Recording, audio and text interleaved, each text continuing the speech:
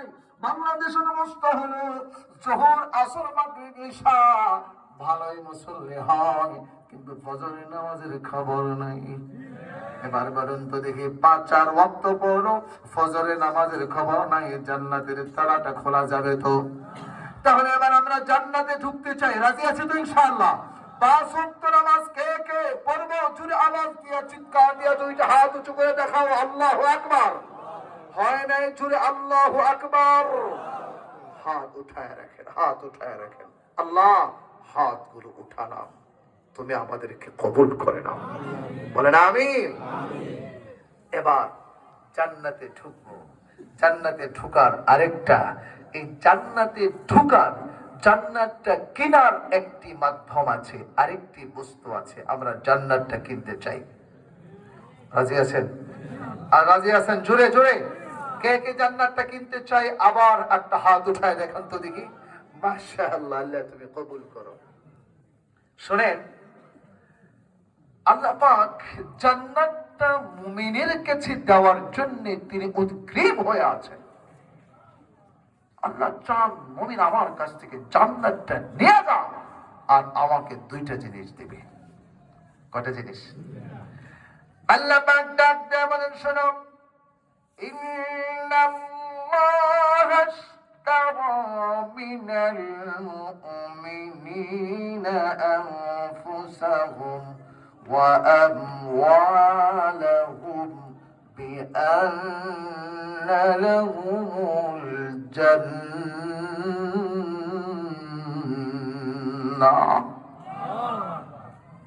এই আয়াতের অর্থটা কি খেয়াল করেন? নিশ্চয়ই আল্লাহ মুমিনের জান এবং মাল ক্রয় করে নিয়েছেন, বিনিময়ে দিয়েছেন জান্নাত। আচ্ছা, এবার বলুন তো, এখানে ক্রেতাকে জোরে বলেন। আর আমরা বলেন, আমরা বিক্রেতা। দেখুন, আমি একটা প্রশ্ন করি, বলুন তো দেখি, আপনাদের কাছে টাকার মূল্য বেশি নাকি পণ্যের মূল্য বেশি? যে যেটা বুঝেন সেটা বলেন দেখি। হ্যাঁ, দেখছেন 2 দল হয়ে গেছে। আচ্ছা, টাকার মূল্য কার কার কাছে বেশি? একটু হাত উঠান তো দেখি। আচ্ছা, আর পণ্যের মূল্য? মাশাআল্লাহ, এটা দল বেশি, বোঝা গেছে। বাস্তব কথা হলো পণ্যের মূল্য বেশি। বলে কেন? টাকা পকেটে আছে কিন্তু ঘরে চাউল নাই। কি টাকা খাওয়া যাবে নাকি চাউল কিনে এনে খেতে হবে? তার মানে টাকা আছে ঠিক, কিন্তু পণ্য নাই, এই টাকার কোনো মূল্য নেই। তাহলে বোঝা গেল টাকার চাইতে পণ্যের মূল্য বেশি। এই কথাটা বুঝে থাকলে এবার একটা খেয়াল করেন, আল্লাহ বলেন, নিশ্চয়ই আল্লাহ মুমিনদের থেকে জান এবং মাল ক্রয় করে নিয়েছেন, কিনে নিয়েছেন। ইন্নাল্লাহা আশতারা, ইশতারা শব্দ ব্যবহার করা হয়েছে। যারা উলামায়ে কেরাম আছেন ভালো বোঝেন, ইশতারা মানে ক্রয় করে নিয়েছেন। আল্লাহ কিনে নিয়েছেন মুমিনের জান এবং মাল, বিনিময়ে দিয়েছেন জান্নাত। এবার বুঝেন, আল্লাহ হলেন ক্রেতা। আপনি বাজারে গেলেন টাকা নিয়ে পণ্য কেনার জন্য, আপনার কাছে টাকার চাইতে পণ্যের মূল্য বেশি।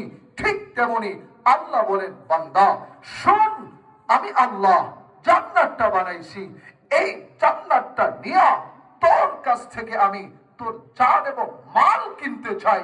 কারণ শুনে রাখ, তোর জান এবং মাল আমার কাছে জান্নাতের চাইতেও বেশি দাম। এত আসছে সুবহানাল্লাহ। আল্লাহর কাছে জান্নাতের চাইতে মুমিনের জান এবং মালের মূল্য বেশি। কারণ আল্লাহ বলেন, তুই তোর জান এবং মাল আমাকে দে, আর তুই জান্নাতটা নিয়ে যা।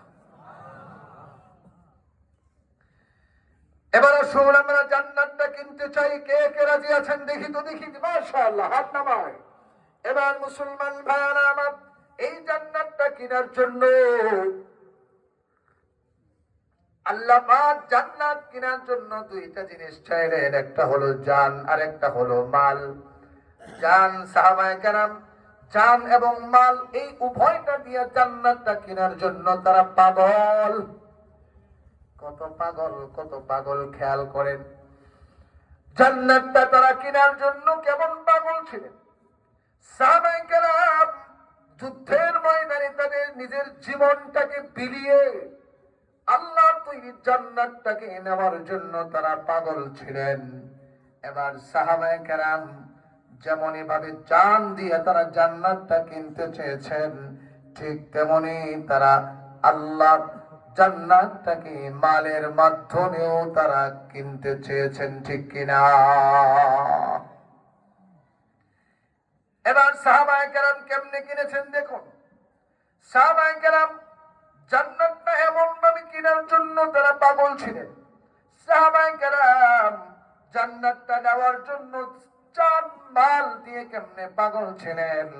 তাবুকের যুদ্ধের সময় সাহাবায়ে কেরাম এমন ভাবে জান মাল দেওয়ার জন্য তারা এমন পাগল ছিলেন। প্রতিযোগিতা শুরু হলো। প্রতিযোগিতার মধ্যে হযরতে আবু বকর, হযরতে ওমর উভয়ের মধ্যে প্রতিযোগিতা হলো।